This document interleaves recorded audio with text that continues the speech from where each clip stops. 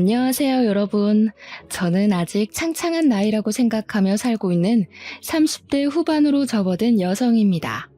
매번 이곳을 찾아와서 다른 분들의 사연을 들으며 같이 웃고 같이 울고 하다가 제 이야기를 써보려고 글자를 적으니 뭔가 이상하기도 하고 쑥스럽기도 한 마음이 듭니다. 제 이야기를 과연 이곳에 풀어놓아도 다른 분들이 저처럼 웃고 울고 함께 저의 마음을 공감해 줄까 싶은 생각이 들어서 이렇게 글 써도 되나 하는 망설임이 생기기도 합니다. 혹시나 제 이야기가 재미없으면 어떡하지 하는 고민이 드는 이 밤에 아무래도 답답한 속을 달래줄 수 있는 곳은 여기밖에 없다는 생각에 글을 적어 내려갑니다. 저는 아직 적다면 적은 30여 년을 살았지만 다른 분들이 60대, 70대에 겪는 풍파를 모조리 겪었다는 생각을 이상하게 지울 수가 없습니다. 남들은 살면서 한 번 겪기도 힘들다는 갖은 순환과 시련을 저는 왜 이렇게 이른 나이에 겪게 되었는지 참 제 운명이 이렇게 기구한 건가 싶기도 하고요. 하지만 이제는 모든 일을 보내주었기에 조금 다른 생각을 가지고 살아보려고 합니다. 이른 나이에 겪게 되어서 남들보다 더 단단해진 제가 될 수 있었다고요.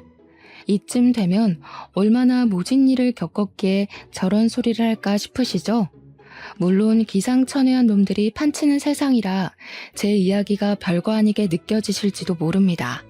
하지만 제 인생에서 이런 일은 두 번 다시 없을 것이며 다른 분들 인생에도 이런 일이 없길 바라며 제 사연을 한번 끄적 걸어봅니다. 지금부터 저와 함께 시작할 제 이야기를 끝까지 들어주시고 여러분들의 좋은 조언을 가슴에 새겨보도록 하겠습니다. 제가 오늘 들려드릴 이야기의 주인공은 사실 제가 아니라 저의 남편이라고 말을 해도 과언이 아닐 정도로 남편의 비중이 상당히 높습니다. 다른 분들도 남편을 남의 편이라 부르며 많은 이야기들을 하시던데 저의 남편은 참으로 특이한 점이 하나 있습니다. 그게 무엇이냐 하면 바로 제 남편이 아주 어마어마한 구두쇠 중에 구두쇠라는 점입니다. 동화책에서나 나오던 스크루지 아저씨 그 인간보다 더하면 더했지 덜하지 않은 사람이죠. 정말 저는 살면서 이렇게까지 돈을 아낄 수 있나? 사람이 이렇게 짠돌이일 수 있나 하는 마음을 매일같이 느끼면서 살았습니다. 왜 그런 남자와 결혼을 했냐 싶으시죠? 처음에 저는 남편의 근검절약하는 모습이 너무 검소해 보이고 신중해 보이고 이 사람이랑 살면 평생 돈 걱정은 안 해도 되겠구나 싶었습니다. 어떻게 보면 그 구두쇠 짠돌이 같은 모습이 제 마음을 움직이게 만든 결정적인 부분이기도 했던 것입니다. 저랑 남편은 제가 다니던 직장에서 만나게 되었는데 제가 일하던 곳이 주방용품, 그러니까 업소용 주방 가전, 가정용 주방 가전 같은 것을 파는 매장이었습니다. 그 매장에서 저는 일개 직원에 불과했지만 우리 남편은 그 커다란 매장을 운영하고 있는 사장님이었습니다. 매장이 꽤 큰 매장이기도 했고 물건을 파는 게 아무래도 가전 쪽이고 업소용이 훨씬 많다 보니까 매출 자체는 꽤 많은 그런 매장이었습니다. 원래 주방 가전이라는 게 여성들의 마음을 움직이게 하는 전자제품이다 보니까 구매를 하러 오시는 분들이 통 크게 주문을 하시곤 하셨거든요. 한마디로 남편은 현금을 꽤 만지는 사람이었습니다. 현금으로 사면 살짝 할인도 해드리고 수수료도 조금 빼주고 하고 있기 때문이었습니다. 거기다가 가게에 들어오는 가전들이 중고 가전들도 있었고 새 가전들도 취급을 했는데 다른 매장이 철수할 때 싸게 수입해서 번쩍번쩍 광을 내고 조금 웃돈 받아 팔기도 했었습니다. 철수하는 매장에서 다량으로 물건들이 들어오게 되면 꽤 대박인 수준으로 물건 재판매가 되어서 돈을 굴리기엔 쏠쏠한 매장이었습니다. 아무튼 그런 남편은 돈을 잘 번다는 사람임에도 불구하고 엄청난 짠돌이처럼 굴었는데 사실 연애를 할 당시에는 이 정도까지 짠돌이는 아니었습니다. 돈을 써야 하는 타이밍에는 팍팍 쓰면서 저에게 선물도 잘 안겨주었고 아낄 때는 그 누구보다 아끼며 사치를 절대 하지 않는 계획적인 인간처럼 보였습니다. 거기다가 남편이 저보다 10살이나 연상이었기 때문에 사실 연애를 할 당시에 제가 지나가는 말로 예쁘다 하면 바로바로 결제를 해주는 그런 남자였죠. 한마디로 사랑하는 사람에게만큼은 절대로 돈을 아끼지 않는 이 시대 최고의 남성이었단 말입니다. 하지만 사업장에서는 연애할 때의 모습과는 전혀 다르게 조금 구두쇠처럼 굴기는 했었습니다. 예를 들면 회식을 할 때 메뉴는 무조건 돼지로 통일이라거나 커피 같은 것도 직원들이 지나가는 말로 아메리카노 먹고 싶다고 말을 해도 믹스커피 타서 냉장고에 넣어두고 먹으라고 모르쇠처럼 굴기도 했습니다. 물론 저는 그렇게 아끼는 모습이 밉게 보이지 않았고 오히려 사람이 계획적으로 돈을 사용하는구나 멋있다 하고 느끼고 있었습니다. 왜 그런 모습이 멋있었냐고요? 그 이유는 저희 아버지께서 돌아가시기 전에 친한 친구분께 보증을 잘못 써주었다가 집이 쫄딱 망하면서 엄청나게 힘들게 살았기 때문이었습니다. 정말 너무너무 먹고 싶은 음식 한번 제대로 먹지도 못했고 사고 싶은 옷이나 화장품 따위의 것들도 사지를 못했습니다. 아버지 친구분의 뒤통수로 인해 그 빚을 전부 막아내고 갚아내느라 아버지께서는 한평생 팔자에도 없는 막노동을 하면서 돈을 악착같이 모으셨습니다. 그리고 그 빚을 몇 년에 걸쳐서 온 가족이 다 갚은 지 2년이 되던 어느 날 막노동을 하며 얻게 된 폐병으로 인해서 아버지는 세상을 등지게 되었습니다. 저는 정말 그 이후로 보증은 당연한 이야기고 그 어떤 사람에게도 5만 원짜리 한 장 돈을 빌려줘 본 적이 없는 사람이 되었습니다. 저도 돈이 생기면 무조건 저금을 하고 계획을 가지고 돈을 쓰는 사람이 되었던 것입니다. 저도 물론 남편을 만나기 전에 여러 연애를 하면서 살았는데 그때마다 남자친구들이 저에게 짠순이라며 저의 근검절약을 나쁘게 보는 사람들이 덜어 있었습니다. 그래서 저는 저처럼 절약하는 습관이 있는 남자를 만나고 싶다는 생각을 꾸준히 해왔었는데 완벽하게 제 남편이 제가 원하는 모습을 하고 있더라고요. 우리 남편은 정말 심각한 구두쇠지만 저에게만큼은 돈을 아끼지 않겠다고 하지 않았겠습니까? 그러니 제 눈에는 누구보다 1등 신랑감으로 보였던 겁니다.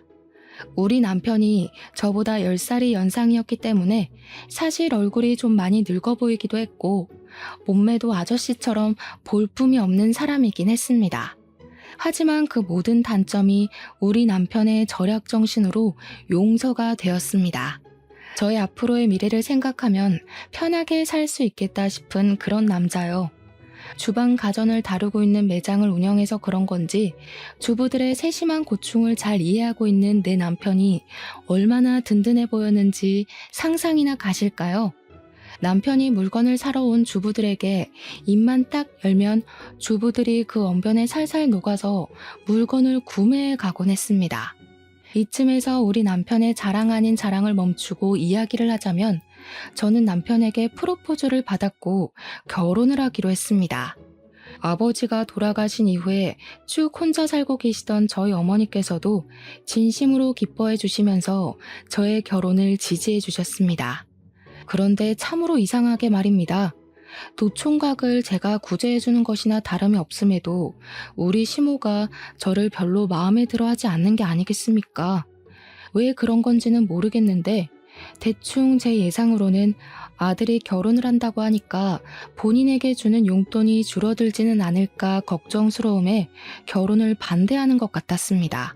제가 30 중반쯤 결혼을 했으니 40 중반인 아들에게 얹혀서 살고 계시던 시모가 갑자기 아들이 결혼을 한다고 하니 앞으로의 걱정에 막막했던 것이겠죠.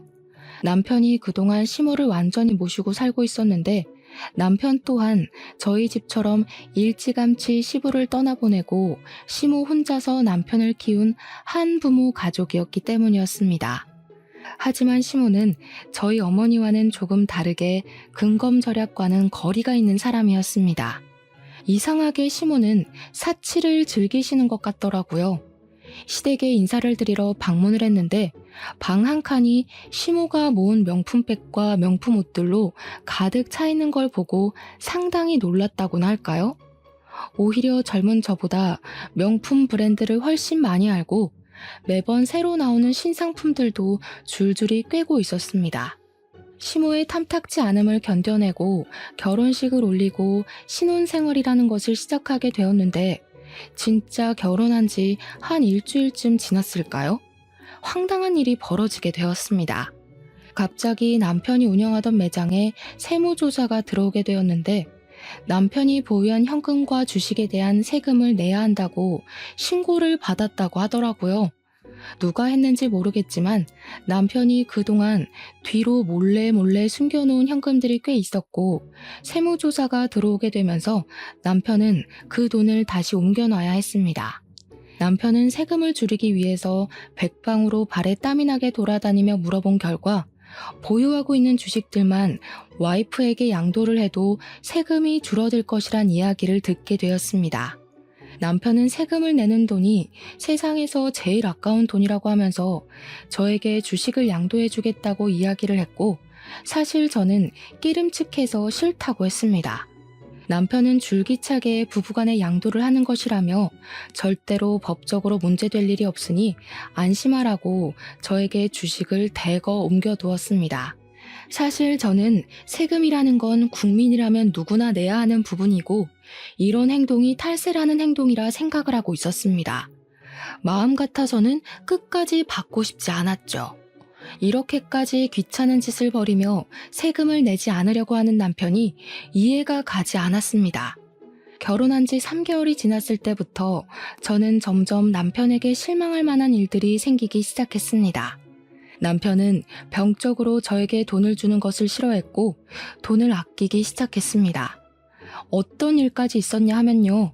제가 올인나간 스타킹을 버리려고 하자 남편이 득달같이 달려와서는 멀쩡해 보이는데 이걸 왜 버리냐고 잔소리를 하더라고요.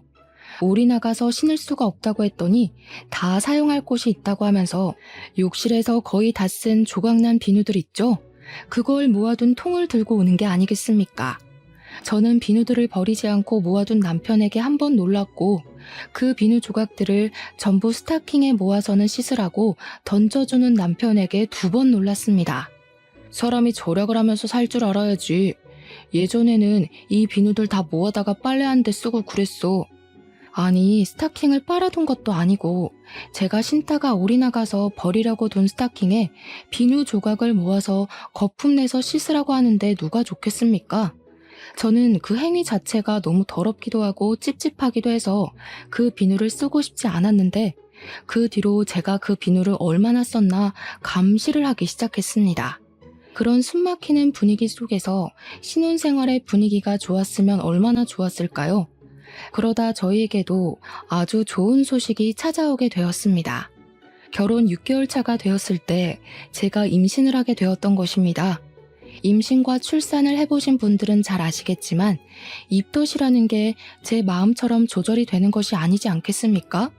이상하게 먹을 것이 너무 당기는 바람에 살이 어마어마하게 올랐습니다. 제 몸무게가 결혼할 때쯤 50kg 정도였는데 만삭 때 무게는 76kg가 될 정도로 살이 엄청나게 붙게 되었습니다. 오죽하면 병원에서도 임신 당뇨가 올 수 있으니 조심해야 한다고 과일이나 당류를 먹지 말라고 경고를 할 정도였으니 상상이 가시겠죠. 처음에 살이 붙기 시작했을 때 남편은 임신했으니까 살이 붙는 건 당연한 거라고 마음껏 먹으라고 저를 안심시켜 주었지만 날이 갈수록 불어나니 눈치를 주더라고요. 임신 기간 내내 대놓고 먹지 말라고는 하지 않았지만 그렇게 먹으면 속이 더부룩하지 않냐, 집안 살림 거덜내겠다 하면서 은근히 먹지 말라는 신호를 주었습니다. 저희 친정어머니께서는 제가 임신을 했다고 하니 좋은 걸 먹이고 싶어서 반찬도 가져다 주시고 제철 음식도 매번 해서 주셨습니다. 하지만 시모는 살이 찐 저를 보면서 저러다가 소박을 맞는 거 아니냐면서 적당히 살을 찌우라고 잔소리를 멈추지 않으셨습니다. 우리 아들이 퍽이나 그런 몸매를 한 여자한테 마음이 동하겠니? 살이 쪄도 어쩜 저리 뒤룩뒤룩 찐 건지 보기 흉하다. 그렇게 서러운 임신 기간을 보내고 출산을 한 뒤로 정말 이래도 되나 싶을 정도로 지옥 같은 육아를 시작하게 되었는데 이상하게 몸무게는 별로 빠지지 않더라고요. 누가 그런 소리를 했었는데 육아는 운동이 아니라 노동이라고. 노동은 절대로 살이 빠지지 않는다고요. 아무튼 그렇게 열심히 아이를 돌보고 밥도 제대로 못 먹고 했는데도 불구하고 살은 60kg 초반에서 더 이상 빠지지 않았습니다. 결혼을 할 당시보다 10kg 이상 살이 올라붙었으니 제 모습이 얼마나 미워 보였겠습니까? 남편이 저와 같은 방에서 자는 걸 거부하기 시작했습니다. 당신이 싫어서 각방을 쓰겠다는 게 아니라 애가 밤마다 울어대니까 시끄러워서 내가 같이 잠을 잘 수가 없잖아. 나는 내일 출근을 해야 하는 사람인데, 내가 잠 못 자서 출근 못하면 돈은 누가 벌어올 거야? 애 때문에 잠을 푹 못 자니까 내일 일에 지장이 생기잖아. 아무튼 따로 잘 테니까 그런 줄 알아. 저는 그런 남편에게 배신감이 느껴지기도 했고 서럽기도 했지만 생활비가 전부 남편의 주머니에서 나오고 있었으니 어쩔 수가 없었습니다. 아이가 생후 10개월을 막 넘겼을 때 갑자기 열이 엄청나게 나면서 온몸이 새빨갛게 달아오르고 아기가 힘없이 축축 늘어지기 시작했습니다. 하필이면 그날이 금요일 밤이었고 병원 문이 열려있는 곳이라고는 응급실밖에 없는 상황이었습니다. 애는 열이 너무 올라서 그 작은 몸으로 온몸을 부들부들 떨며 경기를 일으키는 지경이 되었는데 남편은 태연하게 휴대폰만 만지고 있는 게 아니겠습니까? 뭐해? 빨리 옷 입어요. 우리 애 이러다가 큰일 나겠어. 빨리 응급실이라도 가요. 아니 고작 열 좀 나는 걸로 뭘 응급실이야? 그냥 해열제나 먹이고 땀이나 닦아주면 된다던데. 지금 응급실 가면 돈만 비싸고 처방해주는 건 다 똑같아. 어차피 가봐야 해열제나 먹이라고 할 텐데 그냥 월요일까지 버텼다가 동네 소아과 가. 아니 아무리 아이한테 관심이 없다고 해도 그렇지 말도 못하는 우리 아기가 아픈데 돈 아깝다는 말이 나올 수가 있는지 정신이 나갈 것 같더라고요. 저는 열 경련을 일으키는 아이의 열을 내리려고 온몸을 미지근한 수건으로 닦아주고 있었는데 그 물이랑 수건을 너무 화가 나서 남편에게 던져버렸습니다. 당신이 그러고도 애 아빠야? 사람이야? 애가 아픈데 휴대폰만 만지고 있으면서 아무것도 안 하는 게. 아씨, 오래간만에 쉬는 날인데 별걸로 다 난리야. 그러더니 저를 째려보면서 축축하게 젖은 옷을 벗어 거실 바닥에 아무렇게나 던져두고는 방으로 쑥 들어가는 게 아니겠습니까? 저는 결국 터져나오는 눈물을 참지 못하고 애를 둘러엎고 택시를 타고 응급실에 갔는데 우리 애가 폐렴이라고 하더라고요. 정말 응급실 구석에서 그 작은 발에 수액을 맞고 있는 아이를 보면서 엉엉 울다가 처음으로 이혼이라는 것을 결심하게 되었습니다. 그런데 제가 이혼을 결심한 그 응급실 사건이 있었던 날 이후로 남편의 단점들 중에서도 엄청난 단점들만 제 눈에 쏙쏙 들어오는 게 아니겠습니까? 특히나 결혼 전에는 장점으로만 느껴졌었던 우리 남편의 짠돌이 같은 그 성격이 진절머리 나게 싫어지고 정말 죽이고 싶다는 충동까지 들게 하더라고요.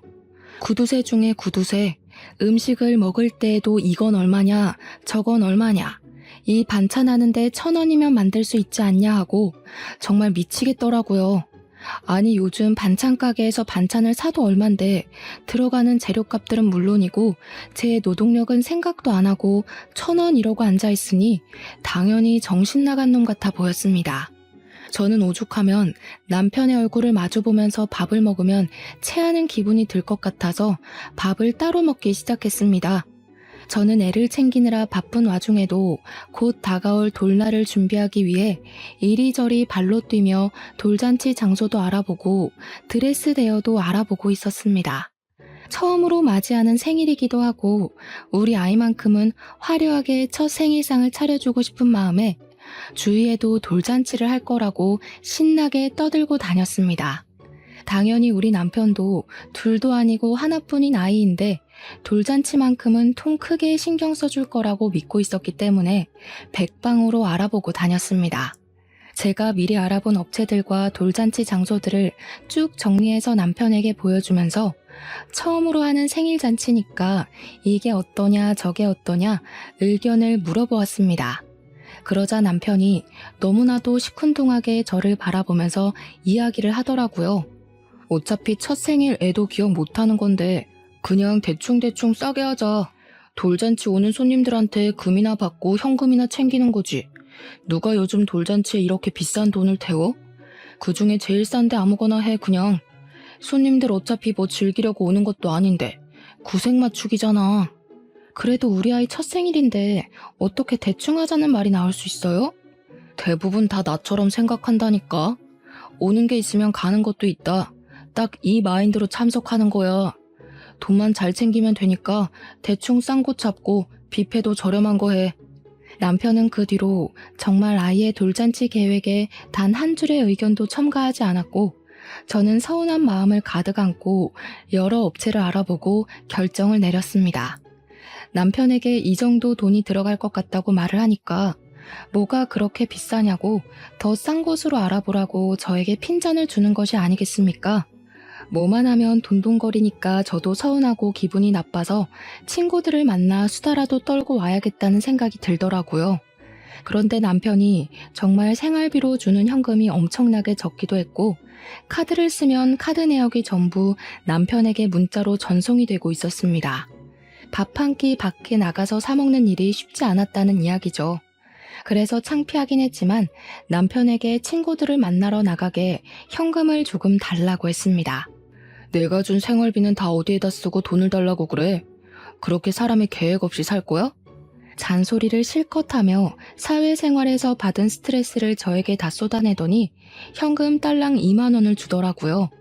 친구들 만나서 얻어먹을 줄도 알아야 한다고 하면서 커피값으로 2만 원이면 충분하지 않냐고 하는데 그 돈을 받으면서 제 처지가 어찌나 서럽게 느껴지던지 친구들을 만나서도 이런 이야기는 차마 못하겠더라고요. 10살이나 많은 남자에게 시집가서 거의 노예나 다름없는 생활을 하고 있다는 걸 제 입으로 어떻게 말을 하겠습니까? 그런데 아주 통쾌하고 기가 막힌 나름의 복수를 할 기회가 찾아왔습니다.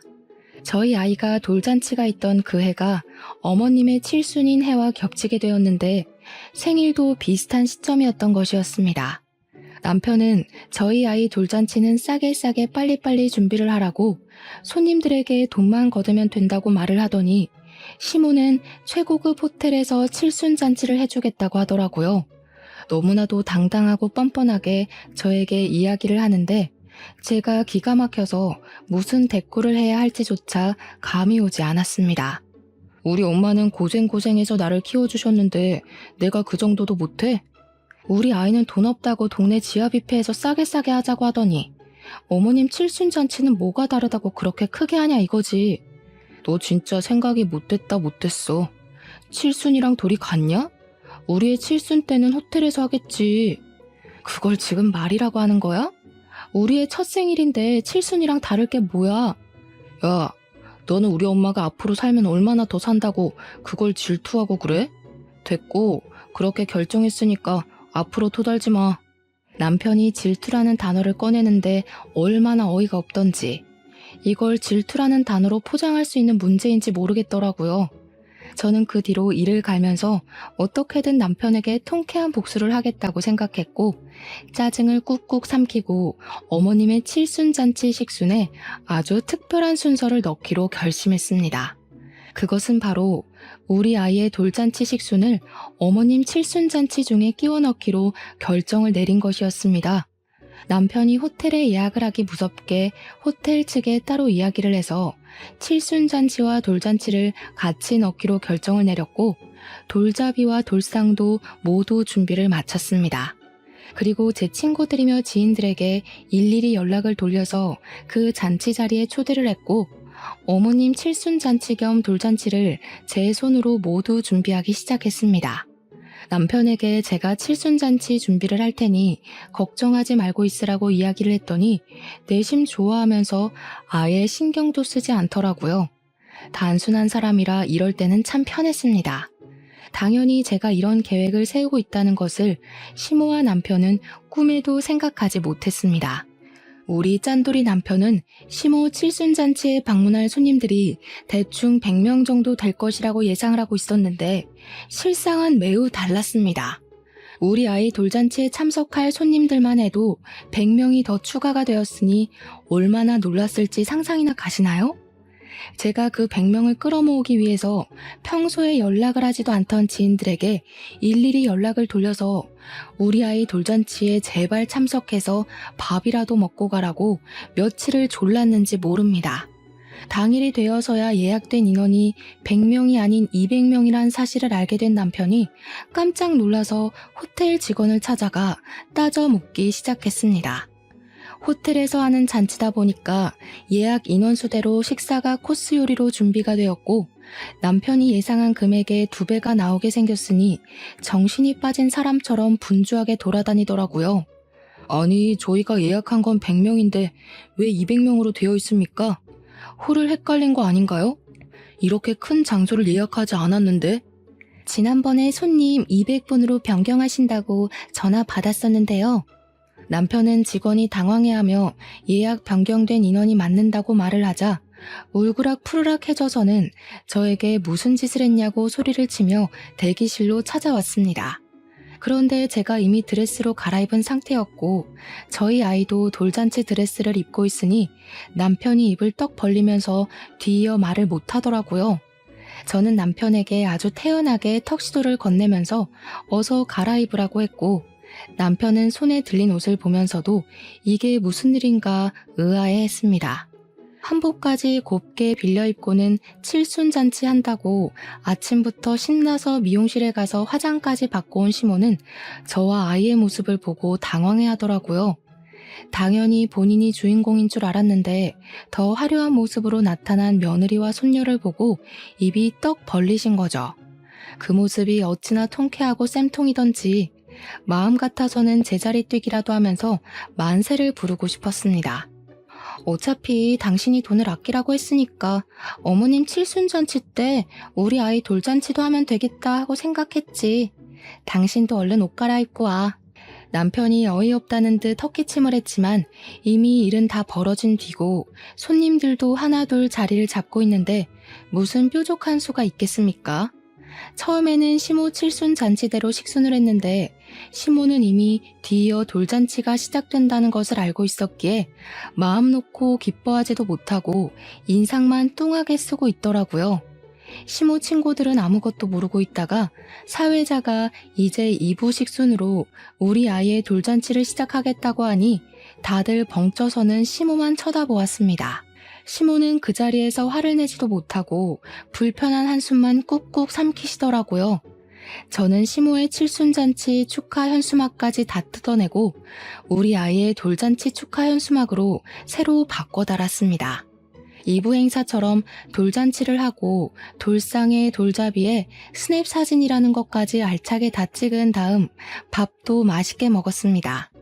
그날 밥맛이 어찌나 좋던지 시모와 남편의 똥 씹은 얼굴이 반찬이더라고요. 그 이후에 남편은 식대로 나온 금액을 보고 온몸을 부들부들 떨었습니다. 애초에 자식 생일에 돈을 아끼지 않았으면 이것보다 당연히 싸게 먹혔을 텐데 자기 꾀에 자기가 넘어간 것 아니겠습니까? 모든 행사가 끝이 나고 옷을 갈아입고 나왔는데 분노에 휩싸인 시모가 갑자기 제 머리통을 확 치는 게 아니겠습니까? 네가 아주 내 친구들 앞에서 나를 망신 주려고 작정을 하고 덤비는구나.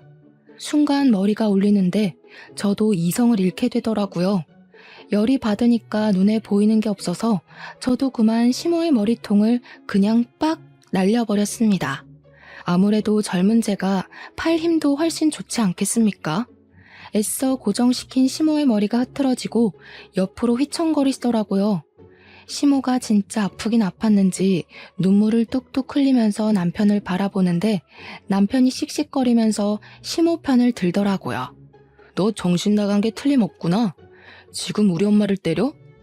야, 너네 엄마가 내 머리통 때린 건 눈에도 안 보이냐? 야, 너네 엄마? 이게 진짜 그거랑 그게 같아? 어? 너 식대가 지금 얼마가 나온 줄 알고 이러는 거야? 이 홀 빌리는 데만 1,000만 원이야. 그런데 지금 10대만 2천만 원 나온 게 말이 되냐고.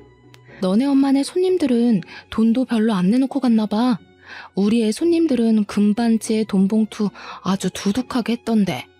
그걸 왜 네가 챙겨? 내놔. 어머, 이걸 어쩌지? 현금은 이미 통장에 넣었고 금반지는 우리 엄마한테 녹여서 목걸이 만들어달라고 보냈는데. 그렇게 통쾌한 복수를 하고 난 이후 남편은 아주 치사한 방법으로 저를 괴롭히기 시작했습니다. 바로 생활비를 확 줄여버린 것이었습니다. 남편은 생활비를 줄이면서 저에게 돌잔치 때 돈 많이 챙긴 거 아니었냐고 그 돈으로 생활하면 되겠다고 비아냥거렸습니다.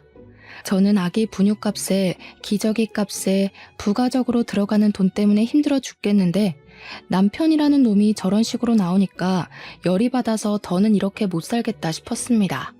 거기다가 저랑 애한테 들어가는 돈은 그렇게나 아끼고 아껴대면서 자기 먹고 노는 돈이랑 시모에게 들어가는 사치 비용은 하나도 아끼질 않더라고요.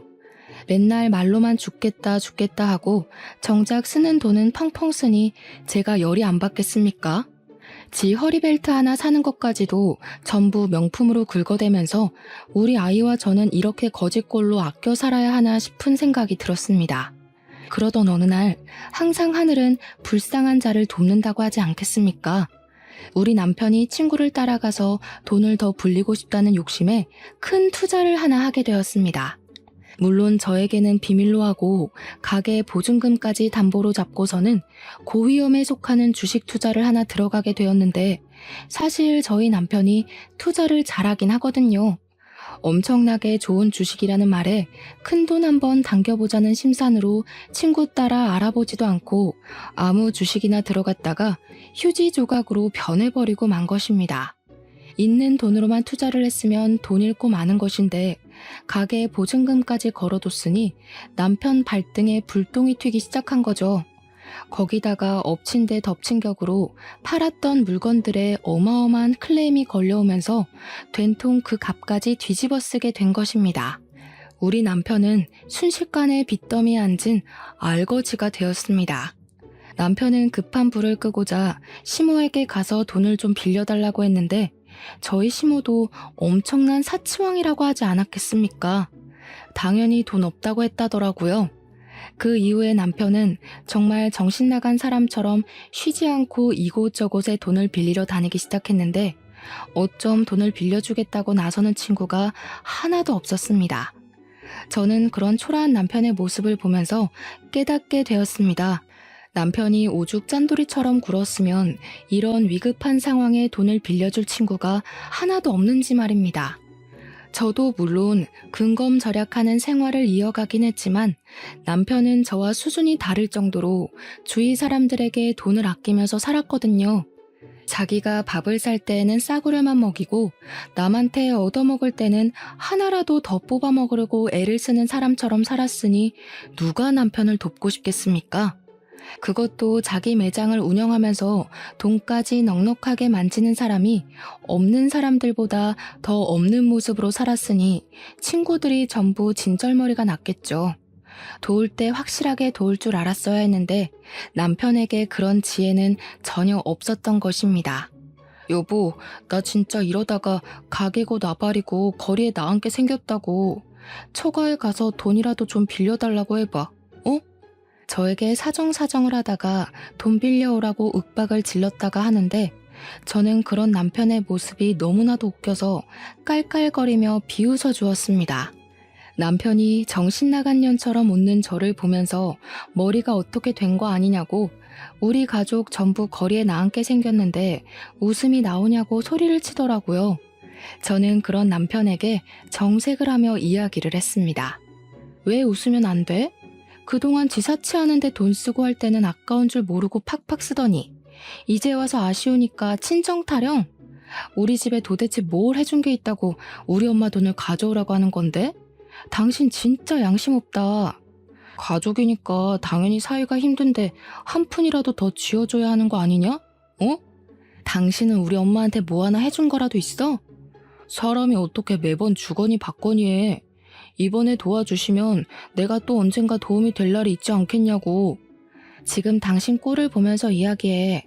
당신이 얼마나 짠돌이처럼 굴고 사람들을 못 챙겼으면 이렇게 힘들 때 나서서 도와주겠다는 사람이 하나도 없어? 가게나 정리하고 빚이나 막아. 그랬더니 남편이 입에 거품을 물면서 가게를 정리하고 나면 우리 가족들 전부 뭐 먹고 살라고 그런 소리를 하냐고 화를 내는 게 아니겠습니까? 정말 연애할 때랑은 판이하게 다른 모습으로 저에게 신경질을 내는데 제가 그동안 이딴 저급한 인간을 남편이라고 믿고 살았다는 게 후회가 되더라고요. 저는 이혼을 확실하게 결심한 뒤였기 때문에 속이 후련해질 때까지 남편에게 비아냥거리기로 결심을 했습니다. 내가 이대로 혼자 죽을 줄 알아? 내가 망하면 우리 가족 전부 다 망하는 거야. 왜 우리 가족이 다 망한다고 생각해? 당신만 망하는 거야. 나는 당신이랑 이혼할 거거든. 저는 이혼을 결심한 이후에 품에 소중하게 안고 지냈던 이혼 서류를 남편에게 떡하니 내밀었습니다. 남편은 이혼 서류를 받아들고서 한참을 씩씩거리며 분노를 참지 못하더니 저에게 삿대질을 하면서 목에 핏대를 세우고 말을 하더라고요. 누구 마음대로 이혼이야? 이 옆에 내가 편하게 살게 해줬더니 감히 내 뒤통수를 치겠다는 거야? 편하게 살게 해줘? 누가 누구를 편하게 살게 해줘? 당신이 나한테 그동안 했던 짓을 생각해봐. 얼마나 치사하게 굴었는지. 한 푼 두 푼 아껴서 지금까지 일도 안 하고 먹고 살게 해줬으면 감사한 줄 알아야지. 내가 힘들 때 도망을 가겠다는 게 뒤통수지 뭐야? 지금 나한테 소리 지를 사람은 당신이 아니야. 우리 엄마지. 어떻게 보는 눈도 없어서 이딴 놈이랑 결혼을 하고 3년이 넘는 시간을 같이 살았냐고 화를 내도 우리 엄마가 내야 한다고.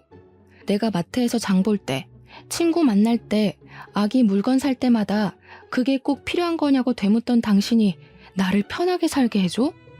너네 엄마가 명품백 살 때는 돈 한 번 아낀 적이 없으면서 내가 장바구니 하나 살 때마다 눈치를 주던 당신이 그런 소리를 해? 그렇게 아껴 살아서 겨우 한 짓이 투자 실패라니. 당신 벌 받은 거야. 나는 절대 이혼 못하니까 그런 줄 알아. 어디 옆에 내가 집에서 애나 돌보고 집안일이나 할 것이지 큰 소리를 떵떵 치고 살아.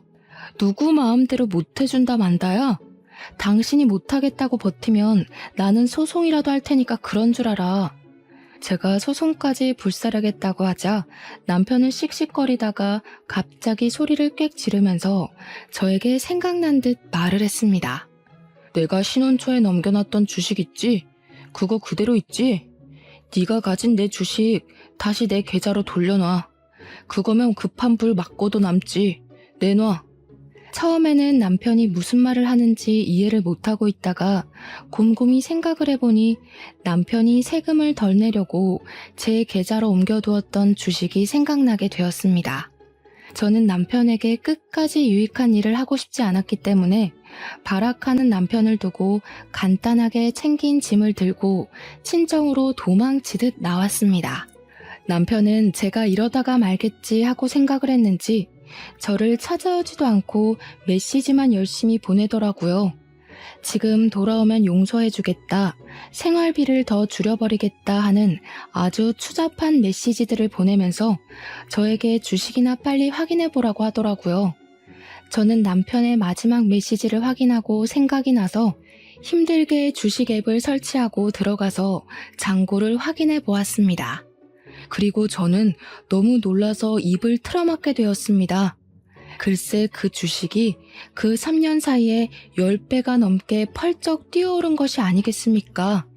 저는 정말 제 눈을 비비면서 이게 뭔가 싶어 0이 붙은 숫자를 다시 한번 확인했습니다.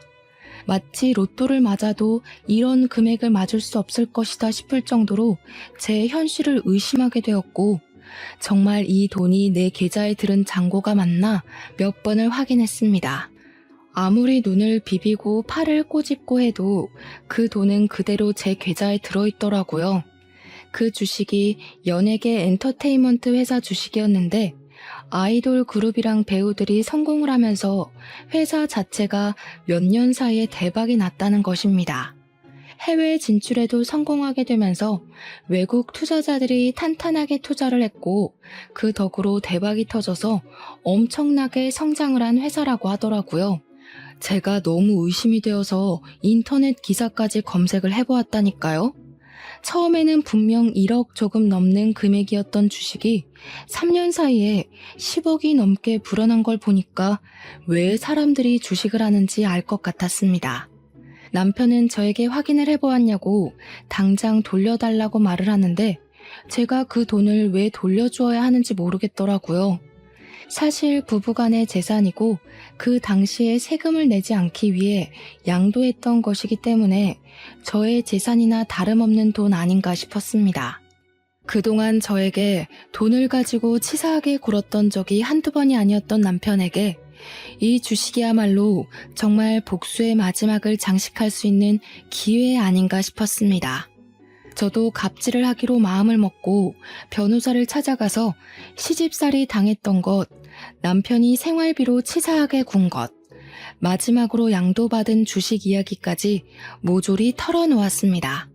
변호사는 저에게 세금을 피하기 위한 불법적인 수법으로 양도를 했기에 이 주식을 굳이 돌려주지 않아도 된다고 말을 하더라고요.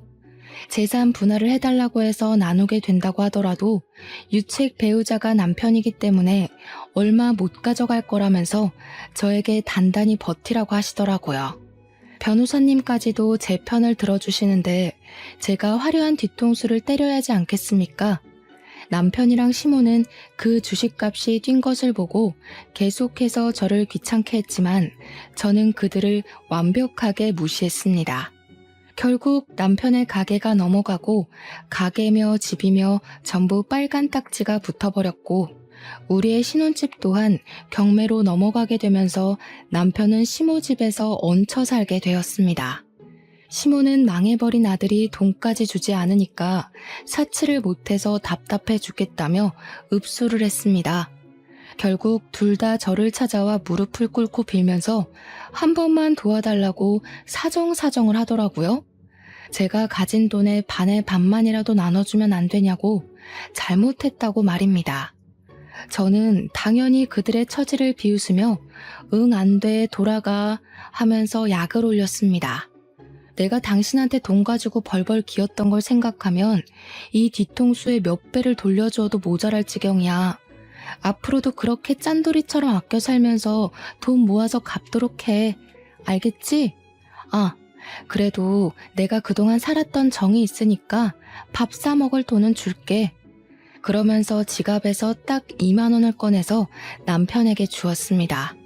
남편은 돈을 받으면서 부들부들 떨더라고요. 밥 먹는데 무슨 10,000원씩이나 들어? 적당히 분식 같은 거 사 먹어. 그럼 넉넉하게 쓸 수 있어. 아메리카노도 한 잔 먹고. 남편이 벙찐 얼굴로 저를 바라보는데 친정 어머니께서 경찰에 신고를 하셨더라고요. 여기 주거 침입한 사람들 당장 잡아가라고요.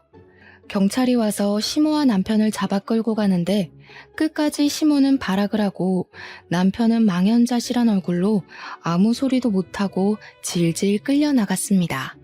결국 남편이랑은 7개월의 소송 끝에 이혼을 하게 되었고 재산 분할해주라는 결과가 나오긴 했는데 주식의 10%만 주면 된다고 하더라고요.